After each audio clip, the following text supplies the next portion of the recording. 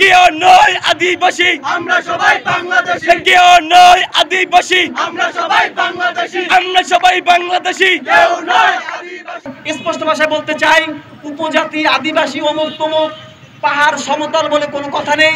সবার জন্য একই রকম আইন থাকবে, সবাই একই রকম ন্যায় বিচার পাবে, প্রত্যেকের জন্য একই আইন থাকবে। ভিন্ন কোনো আইন, ভিন্ন কোনো আলাদা কোনো কিছু থাকতে পারে না।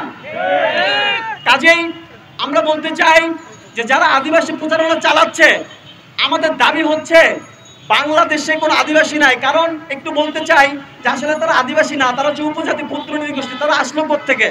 পার্বত্য চট্টগ্রামে যেসব উপজাতি আছে, ক্ষুদ্র নৃগোষ্ঠী আছে, তারা মূলত আমাদের পার্শ্ববর্তী রাষ্ট্র মিয়ানমার, ভারত, তিব্বত ইত্যাদি জায়গা থেকে এসছে। তাদের ওইখানে কম্বোডিয়া থেকে অনেক জায়গা থেকে এসছে। তাদের দুই ধরনের লোক আছে। একটা হচ্ছে দখলদার, যাদের কাজ হচ্ছে দস্যুবৃত্তি করা, ডাকাতি করা। তারা ডাকাতি এবং দস্যুবৃত্তি করতে করতে আশপাশ থেকে করতে করতে পার্বত্য চট্টগ্রামে চলে এসছে এবং সেখানে হাজার বছর যাবত যে বাঙালি পরিবারগুলো ছিল তাদের উপর অত্যাচার নির্যাতন চালিয়ে তাদেরকে ওখান থেকে বহুচ্যুত করেছে এবং তাদের জায়গা জমিগুলো দখল করেছে। ঠিক। এই উপজাতিদের মধ্যে আরেকটা মহল হচ্ছে তারা আশপাশের অঞ্চলে প্রচুর নির্যাতিত হয়ে আমাদের পার্বত্য চট্টগ্রামে অভিবাসী হিসেবে আশ্রয় নিয়েছে। কাজেই এই দুইটা শ্রেণী রয়েছে ক্ষুদ্র নৃগোষ্ঠী বা উপজাতিদের মধ্যে।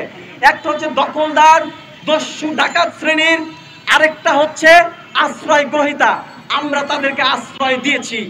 দখলদার হোক, দস্যু হোক, আশ্রয় গ্রহীতা হোক, আমরা কিন্তু বাংলাদেশ থেকে তাদেরকে বাইরে ঠেলে দেইনি। আমরা কিন্তু প্রত্যেককেই তাদেরকে নাগরিকত্ব দিয়েছি।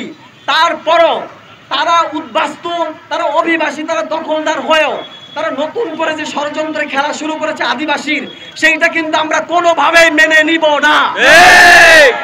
যদি কেউ, আমাদের মূল দাবি হচ্ছে, যদি কেউ আদিবাসী দাবি করতে চায়, যদি কেউ আদিবাসী প্রচারণা করে এবং যারা উপজাতিদেরকে আদিবাসী বলে সম্বোধন করবে, তাদেরকে রাষ্ট্রদ্রোহিতার দণ্ডে বিচার করতে হবে।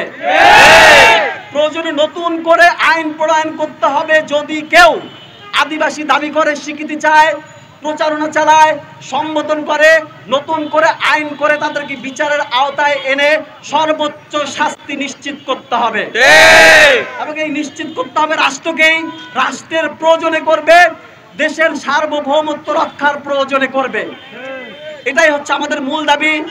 আমরা সরকারকে আমাদের পক্ষ থেকে জানিয়ে দিলাম যে অবশ্যই যারা আদিবাসী স্বীকৃতি চাইবে, প্রচারণা চালাবে, আদিবাসী সম্বোধন করবে, তাদেরকে রাষ্ট্রদ্রোহিতার মামলা দিয়ে তাদের প্রত্যেককে সর্বোচ্চ শাস্তি নিশ্চিত করতে হবে। এই বলে আমি আমার বক্তব্য শেষ করছি। আমাদের আজকের এই প্রতিবাদী সমাবেশ চলতে থাকবে ইনশাআল্লাহ। আসসালামু আলাইকুম।